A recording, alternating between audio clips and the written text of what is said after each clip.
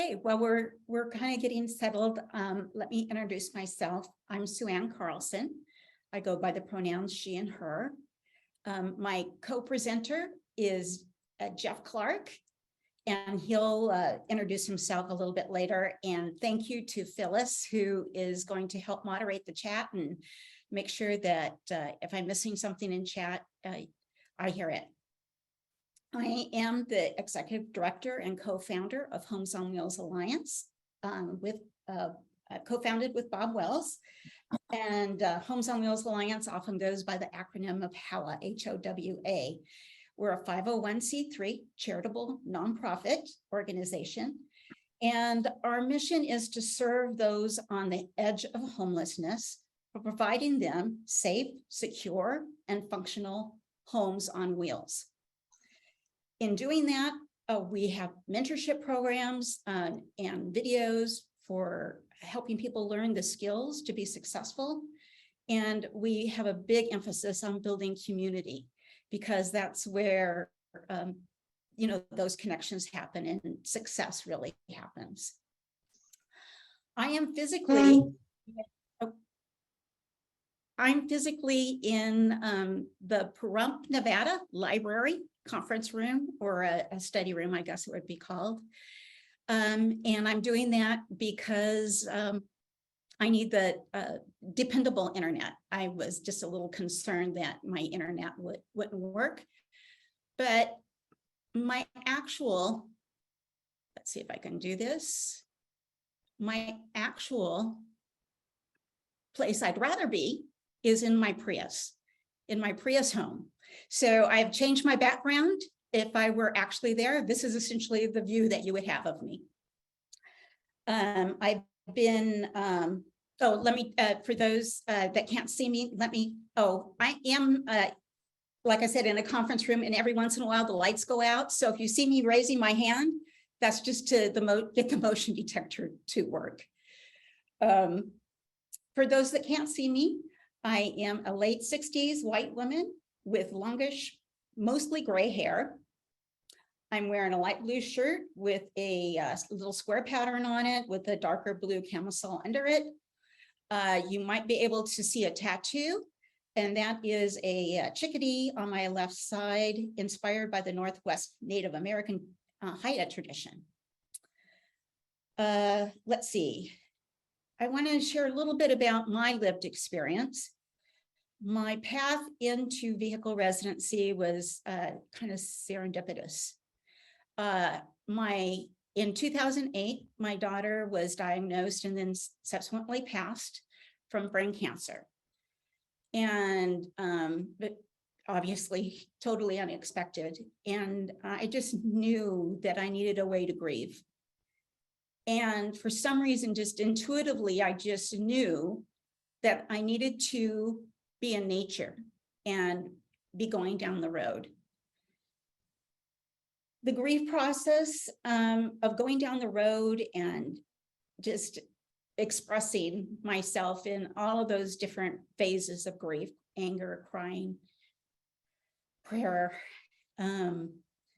was necessary. It was and continues to be a letting go process. The being in nature for me was the national parks at that time.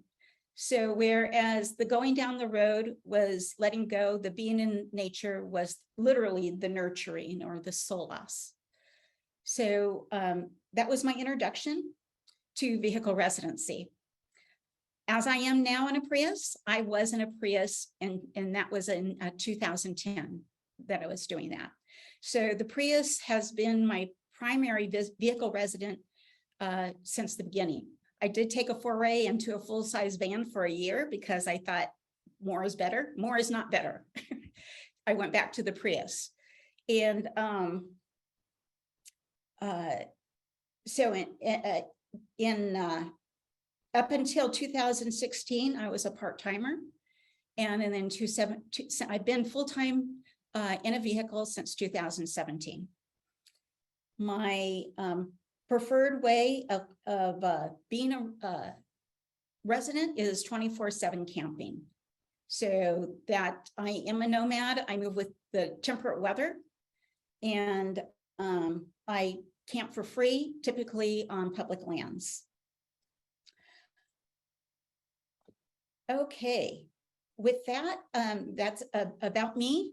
And next, Jeff, would you share a bit about you, please?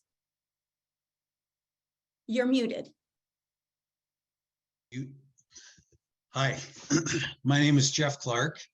I am a 60-something male with a full head of white hair and a beard, and currently wearing a turtleneck, or excuse me, a hoodie, and I'm hanging out in my place in South Lake Tahoe, California. Currently, it's about 15 degrees outside with about 2 feet of snow on the ground. The reason I'm here and I'm not residing in my vehicle is that I do part-time work as a professional athlete. I've been a professional athlete for over 40 years, and I am currently an avalanche avoidance educator. I also am a ski instructor, amongst other winter sports things. I take people out on adventures in the mountains on skis.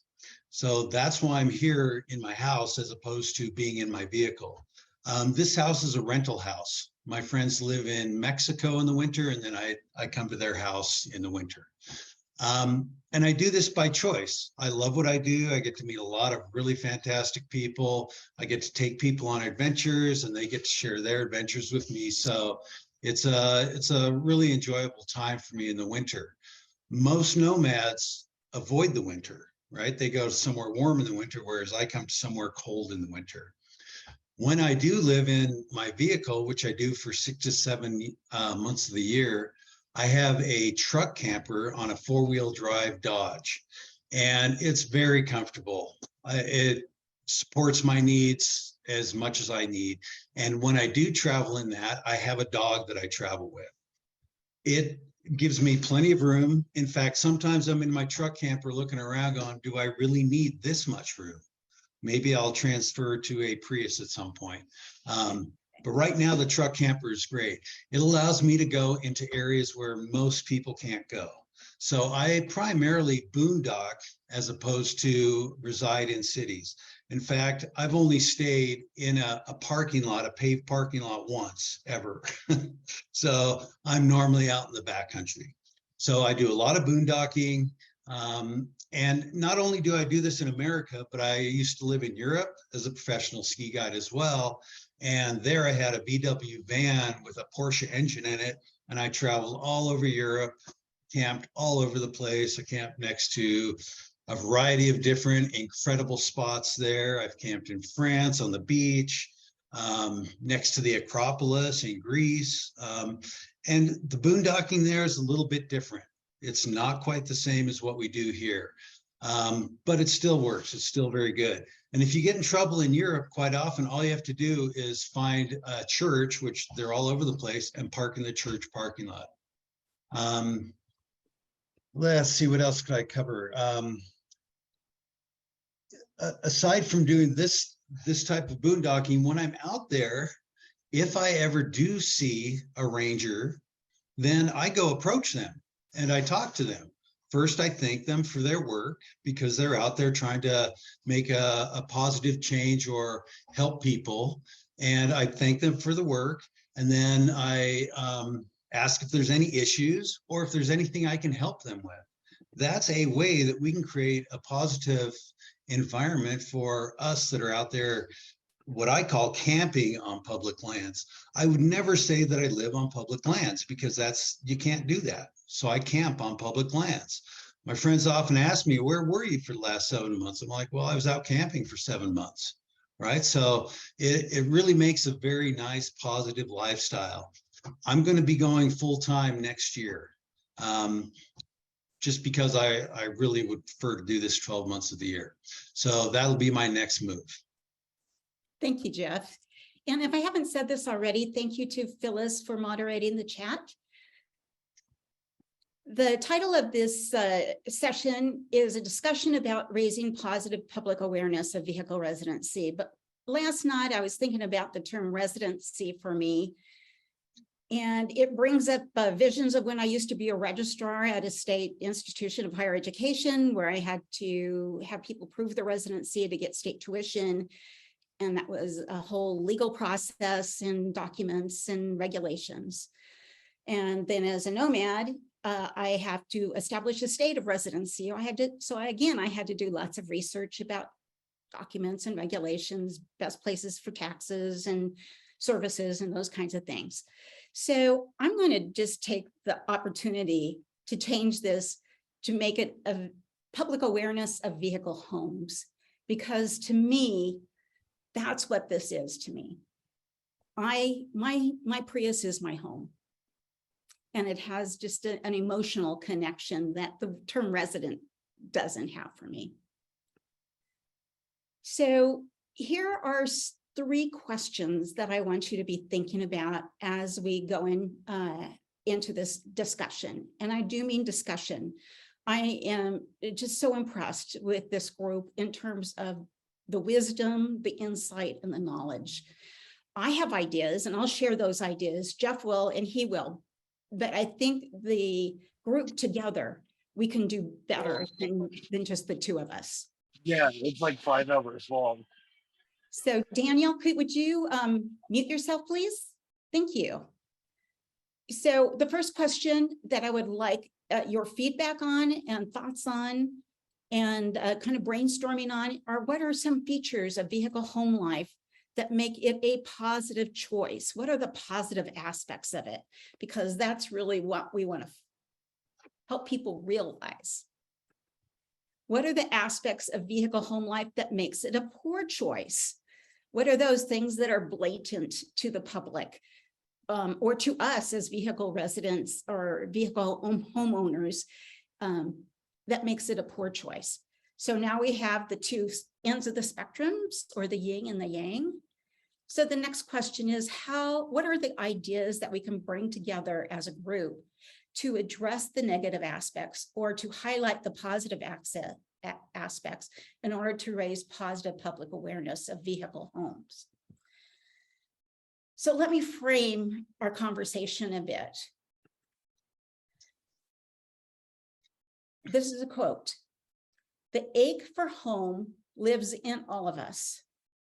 The safe place where we can go as we are and not be questioned." It's an emotional place for me. And I think Maya Angelou here said it wonderfully. Home is a choice. For every single one of us, home is a choice. You could rent or you could buy. You could be in an apartment or a house. If you have enough resources, you could be a couple different places. You could have a conventional house and a vacation cabin, or a conventional house and have an RV that you travel in for part of the year.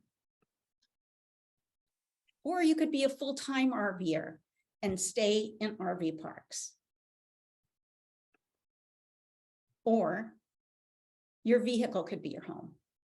It could be your home and you're tethered to town, or you could be untethered nomad, staying and parking on public lands or private or public property. And this, of course, is what we're talking about. And this is as much of a choice as renting or buying an apartment or house. It is my choice.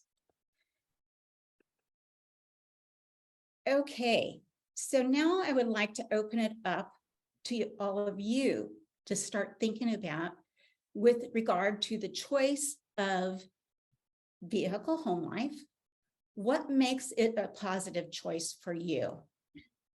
And I'm going to stop sharing my screen so I can see you.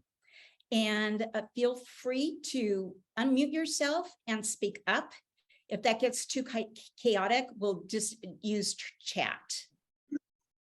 And I'm going to have Jeff start us off. Jeff, what are some positive parts of vehicle home life to you? So for me, since I primarily boondock, I go to spots where I can do my athletic endeavors.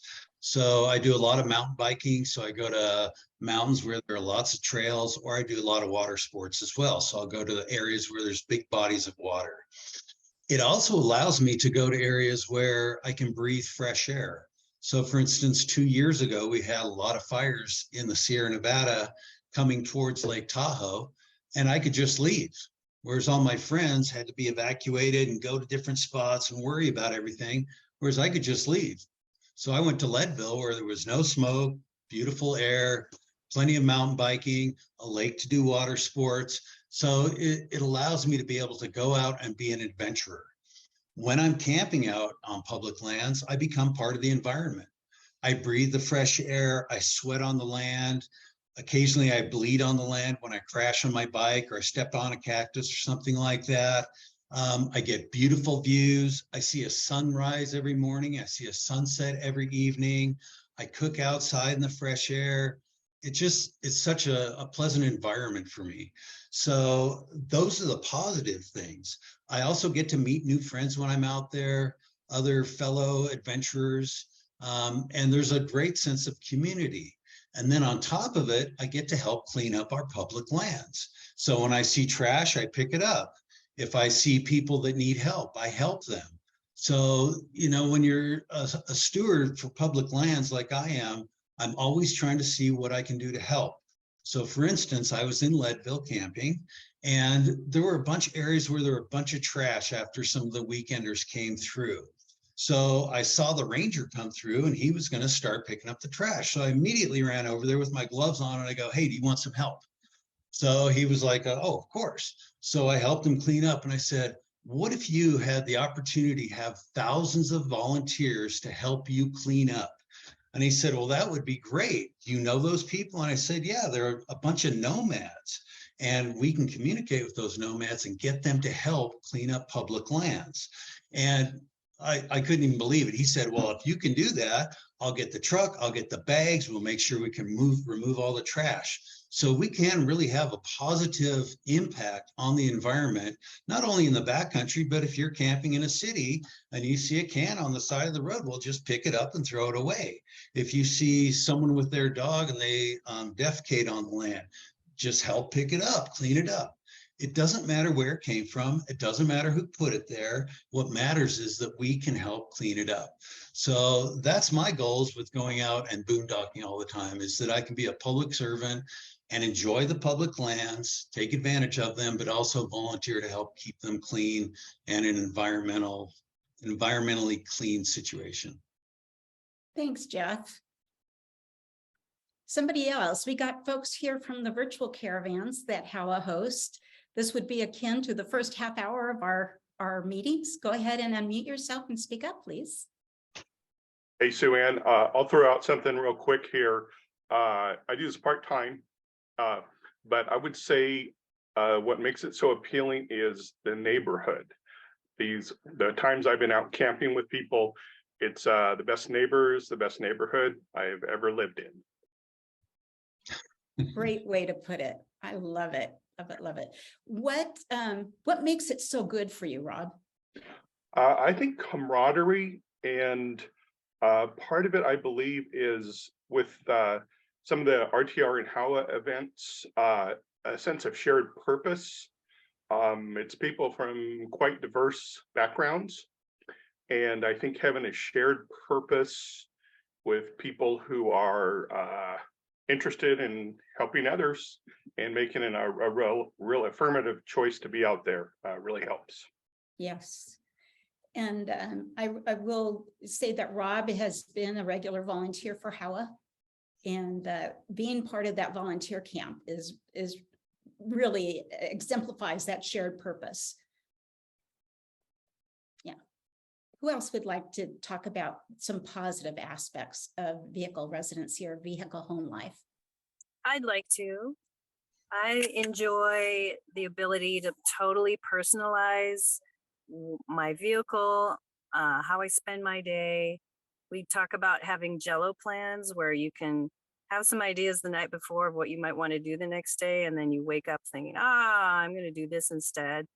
The ability to personalize my life much more in much more detail than I ever could in sticks and bricks we call houses. That's what I love the most. Thanks. Thank you, Deb.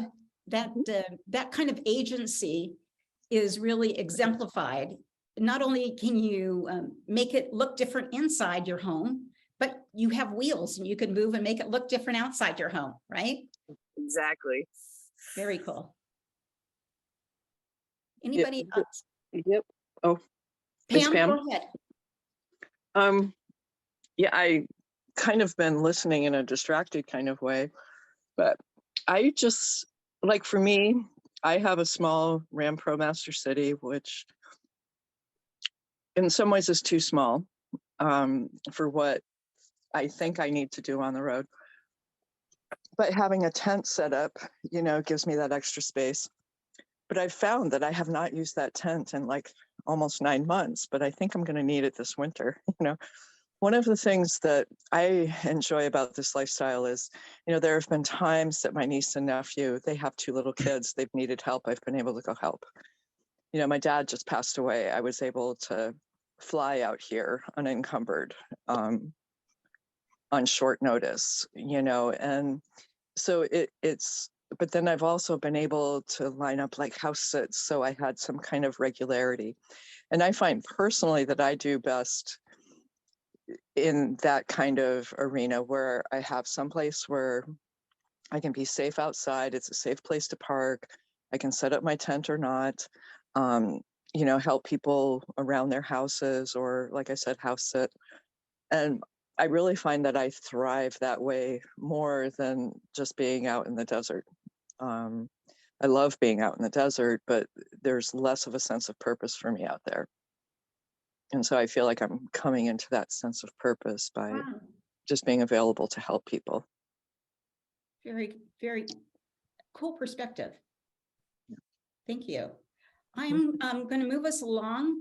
And if you have other positive things that you can think about, please put them in chat because I am writing them down and whoops, you can't see that.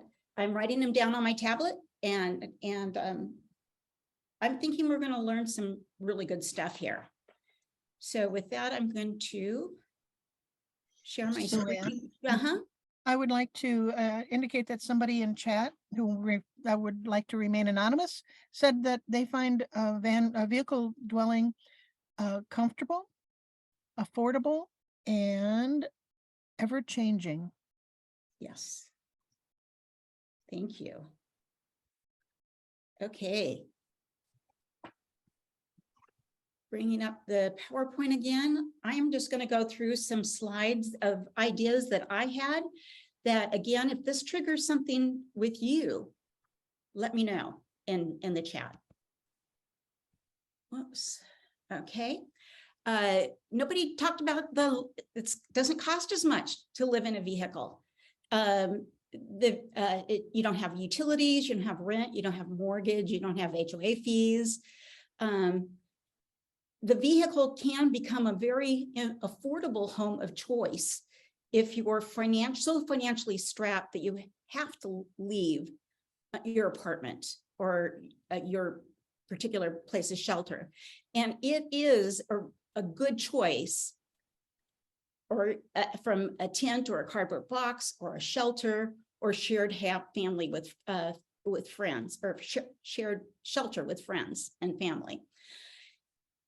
Deb was talking about agency, self-determination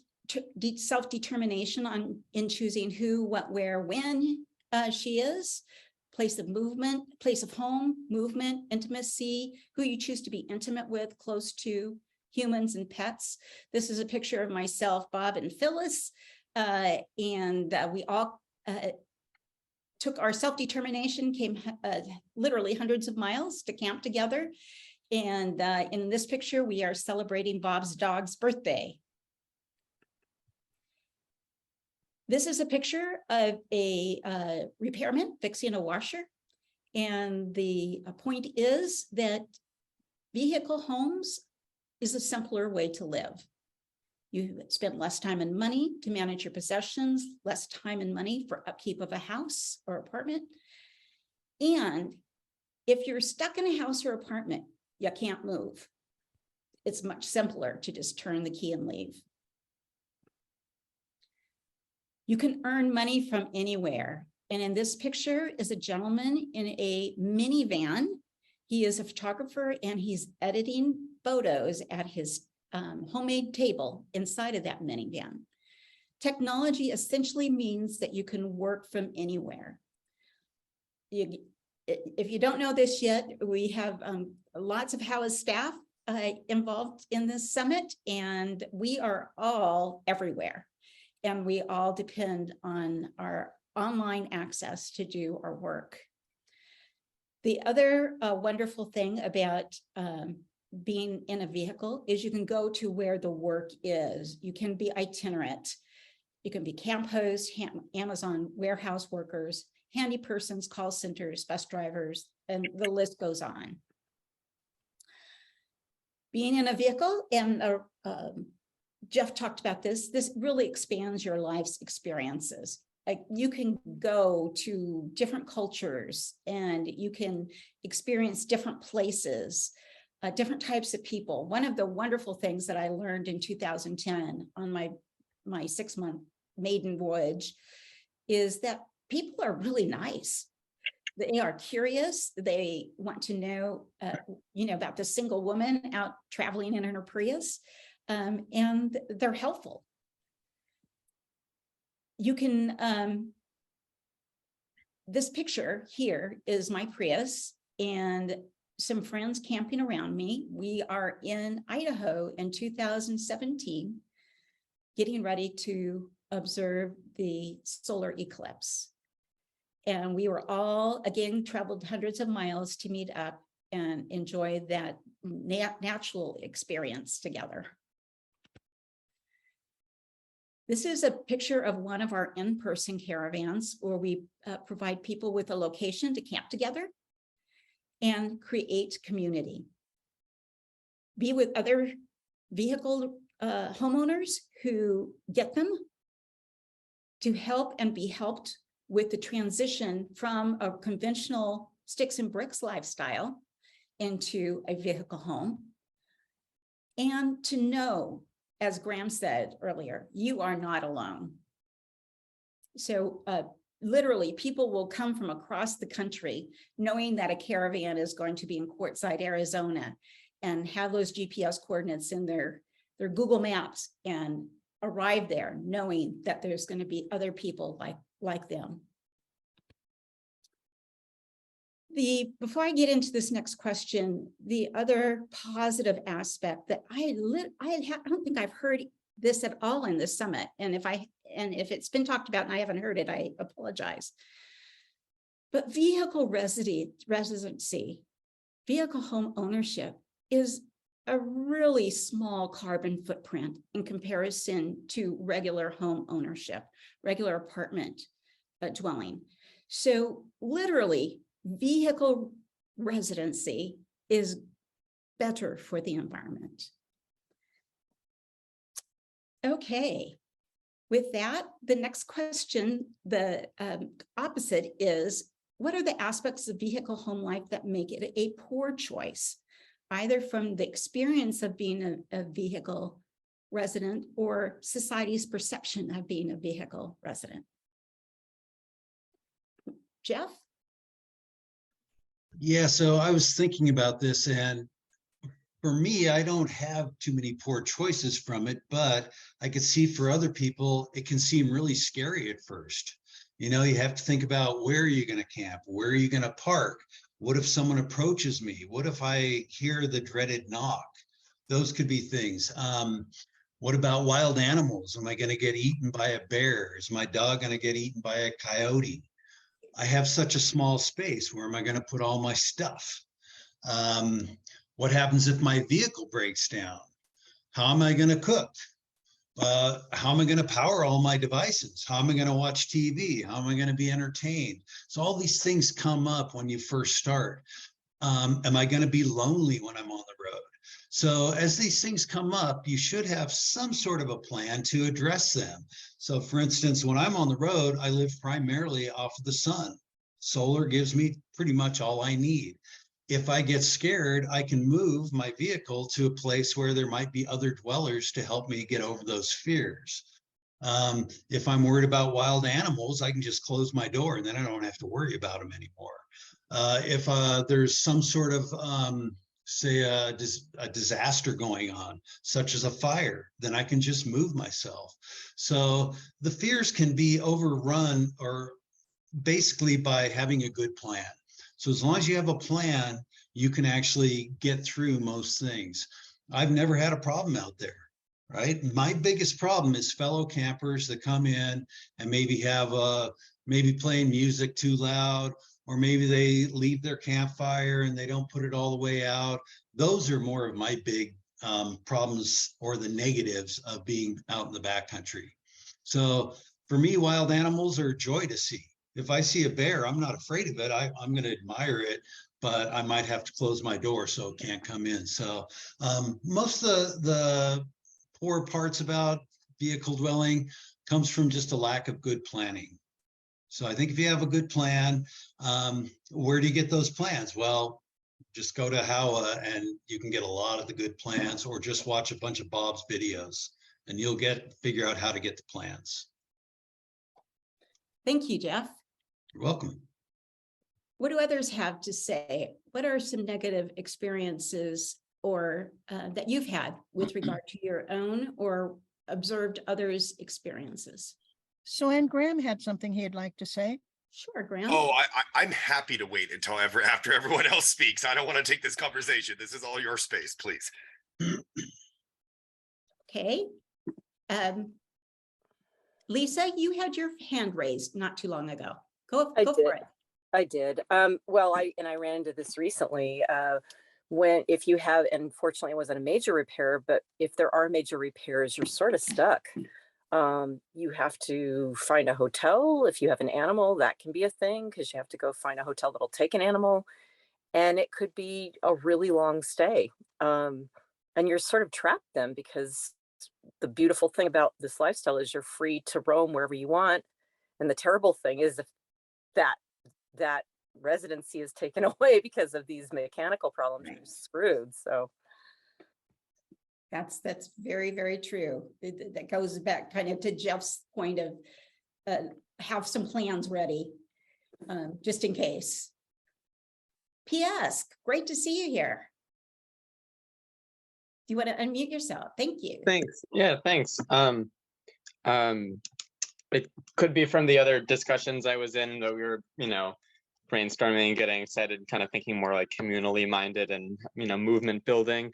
But I was thinking like, if you're living in a vehicle, you're not paying rent, for some people, some with certain privileges and who do have more of a stable income can be saving a lot of money by not paying rent. And you can just have kind of like, again, going to the idea of planning, you could just, if your vehicle breaks down, you could, have enough saved up to get a new vehicle until it gets fixed. And then when it does get fixed, you can sell it or give it to somebody else who, is, in a worse off situation than you, or just kind of like keep these resources within the community. And or have enough of a community you might not even need to. Maybe someone's got a vehicle that you can stay, or stay with them for a little bit or something like that. Really, really good ideas. Do you have any thoughts on kind of the more negative aspects?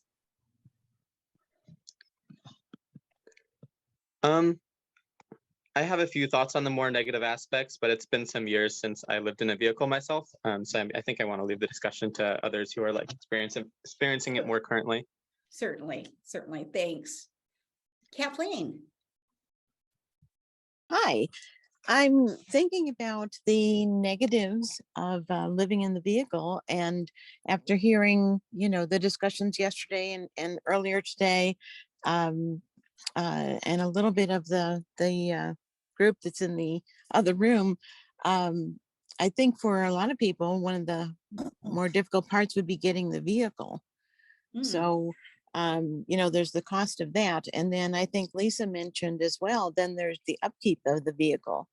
You know, I was able to see for myself, you know, down the road a few years, my savings was going to run out, and the income I'm making now, you know, was not going to be enough to live, as everything was getting more and more expensive in the area I was living.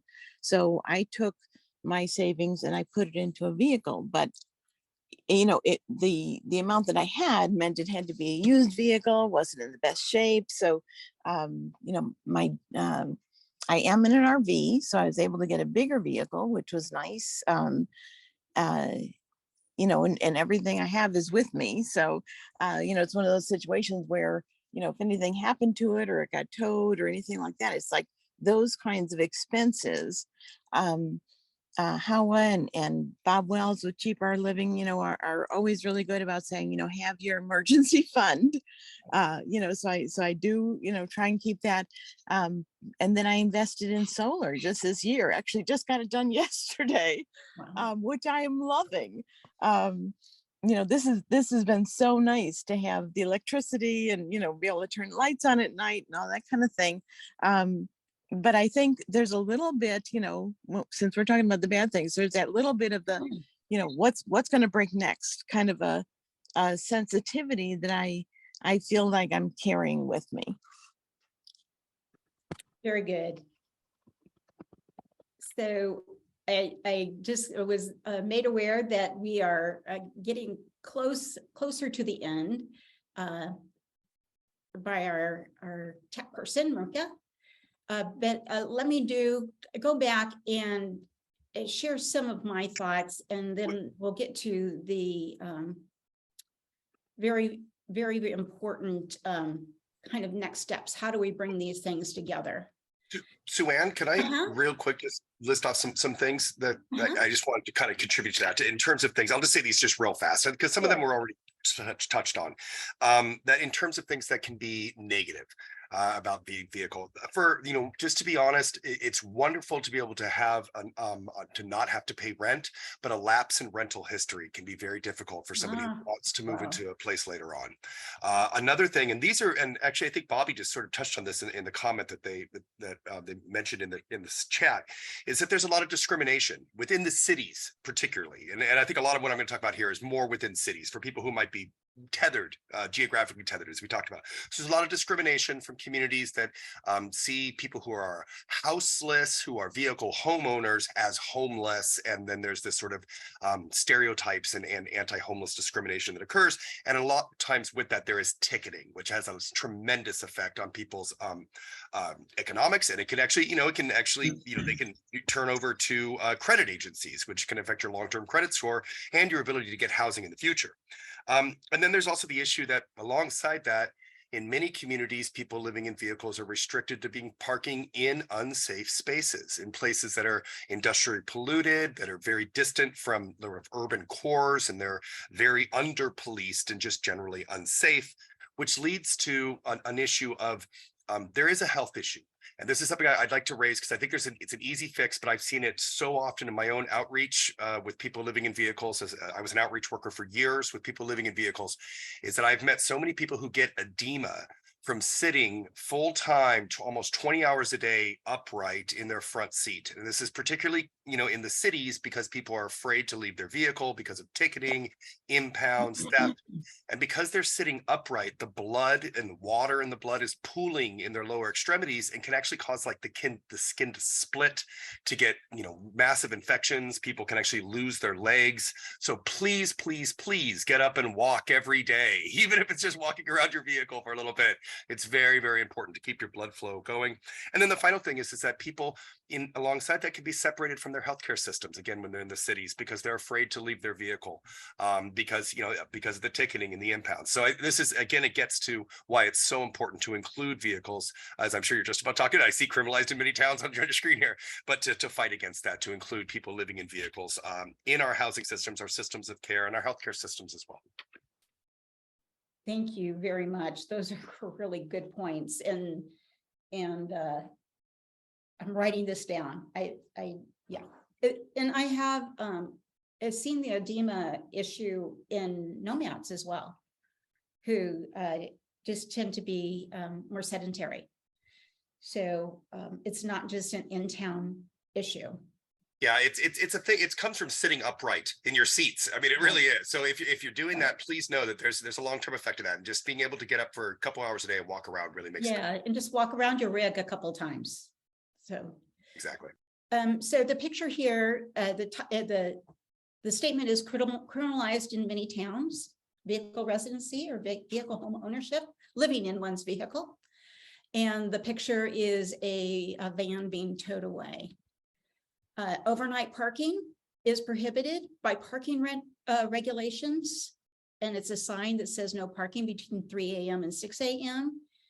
And for nomads who use public lands, we are ticketed for dispersed camping if the ranger finds out we have no conventional home, because of this next point, because we're considered homeless by federal definition. And to me, this is such a core negative issue that the government, by labeling me homeless, is taking it away some points that Tristia mentioned earlier. And I wrote them down because they were so succinct. By calling me homeless, by taking away my emotional sense of place, they're taking away my dignity, my sense of wellness, and my liberty. And if we could just even start to affect the change of policymakers to see us as having a home of choice in our vehicle. We are not homeless, even if that choice is between a vehicle and a cardboard box. We are at home.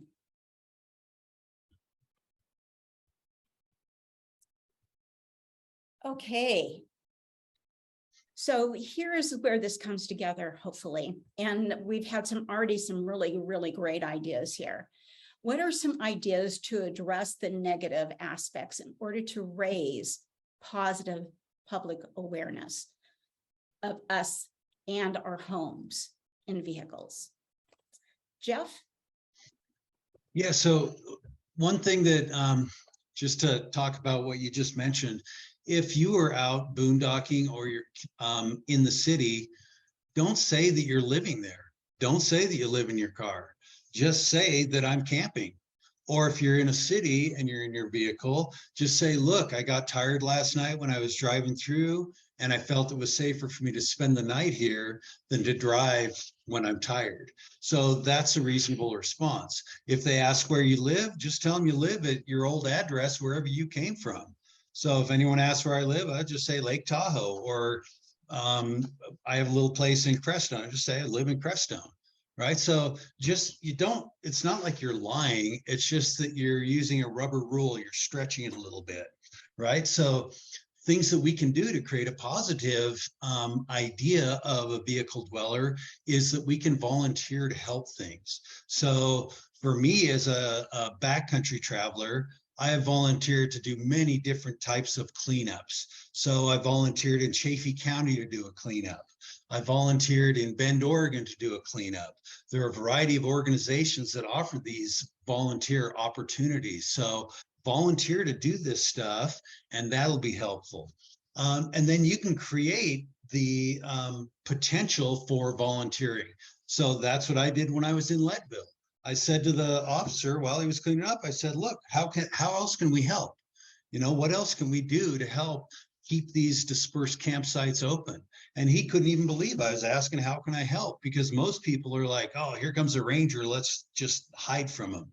So you can create these opportunities yourself, but it just takes somewhat of a plan and thinking ahead. But if you just say, hey, you know, I'm homeless, I'm living in my car, then that creates that stigma for someone. You're not homeless. You have a home right there. You're just houseless. You don't have a sticks and bricks house. Who cares? You're still part of the environment. You're still creating a positive effect on that environment.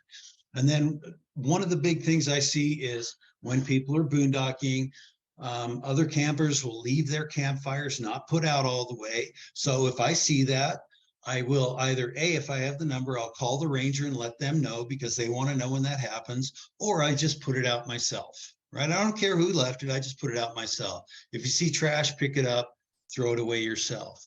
If you see trash and there's no way for you to pick it up, then try to find a ranger and say, look, you know, I saw this trash here. I don't have a way to dispose of it. I'll help you clean it up if you can help me dispose of it. So we can actually have a very easy, positive environment. Now, from dwelling in a city, it's a little bit harder. So I don't have answers for dwelling in the city, but for boondocking, I have a lot of answers. And I want to help HAWA create a situation where we can actually have training for people to go into backcountry and help with cleanups. And then I know HAWA does some really good cleanups. When I was in Pahrump, I saw the ranger out there and I went and introduced myself, thank him for his service and talked to him. And he said HAWA does an amazing job of helping clean up the environment all around Pahrump. And I know they did, and he was very thankful for that. So he really appreciates having nomads out there. So I've seen the positive impacts that we can have as far as boondocking, but I don't have too many answers for the city. Thanks, Jeff. Suanne, there is a comment in chat that I thought I would draw to your attention. It's from JC, who said that he really thought the idea that Jeff talks about, where we're talking about we're camping. Did you get to see that comment in chat? I absolutely did. Okay, But go thank ahead you. and explain it so everybody, we're all on the same page. Okay. Well, or JC, if you'd like to jump in. Yeah. Sure.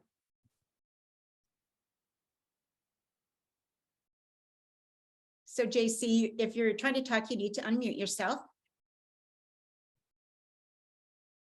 Well, let me go ahead and address it. And I don't think I was as clear as I wanted to be in my passion. When I talked about the term homelessness and wanting to take that moniker off of myself, I wasn't saying that we should go out into public lands and tell the rangers that our cars are our homes. And in fact, given that that moniker is on my head, I would not do that. I would do exactly what Jeff was saying. I would say I am camping, and I have done that with law enforcement. That though I've had one U.S. Ranger came up to me in Texas and said, "Are you living in your car?" And this is how I responded. And I took a deep breath and I said, "Well, kind of, yes. I'm using it like a hard-sided tent and visiting the national parks. Isn't that cool?" And he was pretty taken aback. You know, it was like, oh. And he queried me about like what national park and all that, just to make sure I was legit. But it was, you know, I was honest. It is exactly what I'm doing. And I didn't fess up to the fact that I don't have a conventional sticks and bricks. So that is how I handled that particular situation. Suanne, Graham is telling me that one of the other breakout rooms is winding up right now. They just finished, and it is 8 minutes till top of the hour. Okay. I'm trying to think the best way to do this, because I think if you would, please, go ahead and put into chat until the top of the hour ideas about how to make this lifestyle more positive.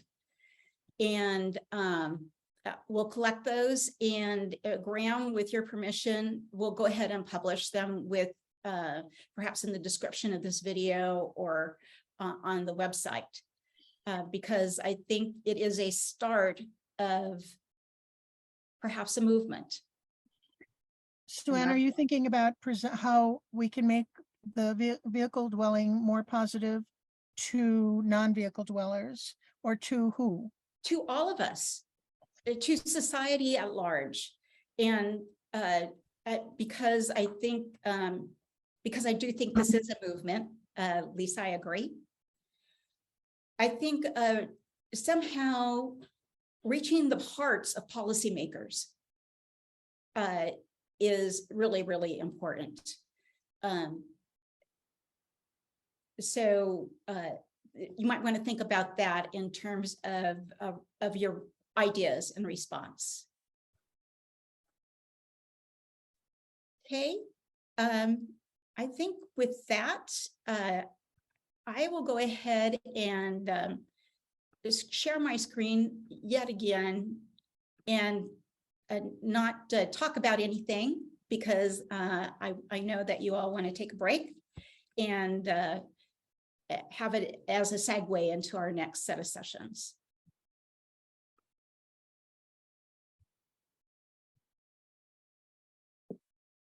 Well, I just, so Suanne, it's just, I think if you're wrapped up, I just want to say thank you so much. This was such a great conversation. You're welcome. It really. And I put something in chat, but it's something that I've had a question for, and I wanted to raise it. Hopefully, I know people are checked out, but it's something I wanted to raise to you all. The work that you're doing to clean up the deserts is just so wonderful, and it really shows the stewardship that many vehicle residents have for the land. And I think it's really core to being sort of having this we might call an environmental connection, that nomads traditionally have. It's part of being nomadic. I'm wondering, not only is there a way to sort of raise awareness about the work that you're doing beyond what you're already doing, but even raising that to a larger level. And we've talked about an idea, but maybe if HOWA or maybe even the Vehicle Residency Collective in a way could help do an adopt a highway of Route 66, something that raises like a national awareness about the good work that people who are living in vehicles are doing, that people are that they want to be protectors of the land, help clean up the environment, and are contributing productive members of our society. Yeah, and the cool thing about Route 66 is so well known.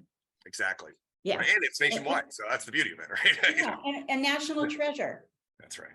Right. So one of the things that I want to do with this cleanup program is have an adopt a dispersed camping area. So you could have a group of people that live close by adopt a dispersed camping area. And if they see too much trash, then they would call on the nomads, and we could send hundreds of people out there to help clean up those areas. So adopt dispersed camping area is one way to do it. Adopt a national park, so that we can actually make a big impact on keeping these areas clean, which will help keep them open. The Forest Service just doesn't have the manpower to do this. They have more important things to deal with than a bunch of trash left by campers. So, but we can help with that. We've got thousands of people that would love to help with that. Wonderful.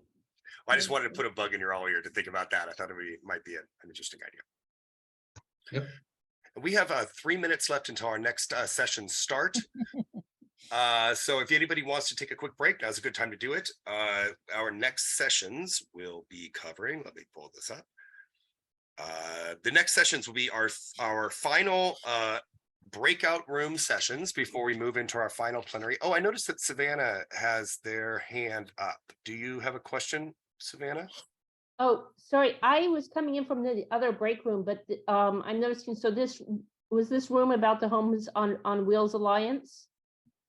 Yes, this one is about raising positive I just awareness. wanted to give a shout out because I was at the 2018 Quartzsite event, and somebody had given me an RV to get down there and everything. And I had gotten a chance to ask Bob, like, hey, I would love to know if there was a nonprofit anywhere in the country that actually helps vehicle dwellers. And about a year later is when you guys put in the 501 for the Homes on Wheels Alliance and everything. And I was just so happy that you guys took off with that, and that there's this alliance now, and I tell everybody about it, and you guys are just awesome. That's wonderful. Thank you. Real quick, I just want to make sure we know for the next sessions. I'm sorry, I didn't mean to cut that off. I just want to make sure everyone knows the next sessions are. We're going to have a discussion track about continuing the discussion from yesterday about federal and state policies, and that's going to be hosted by, again, Bill Sweeney and Tristia Bauman. And then we're also going to have our other breakout session with Tim McCormick, as Tim talked about earlier, vehicles as permanent housing, vehicles as housing, and housing as a vehicle. And I'm really looking forward to that as well. That's going to be, well, it's just the next session. I don't need to tell the time is. You all know what it is. It's in about a minute. Let's see, what was the last thing? Oh, I noticed that Sabrina had her hand up. I saw real quick. I don't know if that was a leftover from being in the last room though. Hi, thank you for calling on me. What a privilege to be participating in this. I just had a thought with respect to Suanne's point about how to make vehicle dwelling lifestyle more positive to society. And I think there's a real opportunity vis-a-vis climate change, about how vehicle dwelling, the positive impact that it can have with respect to climate change. And if Suanne is up for it, I would like to put her in contact with someone who might be able to really go forward with that message. I would very much love that. And I'm going to put my email in chat, and please email me directly. If you don't know how to access chat, it's Suanne Carlson, no space, at homesonwheelsalliance.org. And I want to mention, Amanda just wrote this in chat, but Amanda Richter had actually mentioned during this session about her desire for a climate change discussion. So I think that's a wonderful discussion that I think we should add to next year's session as well. We could have a whole conversation about how people are using vehicles as a response to climate change, as well as disaster on the whole. Because we're seeing a lot of people who are moving into their vehicles directly as a response to local and even national disasters. Or international.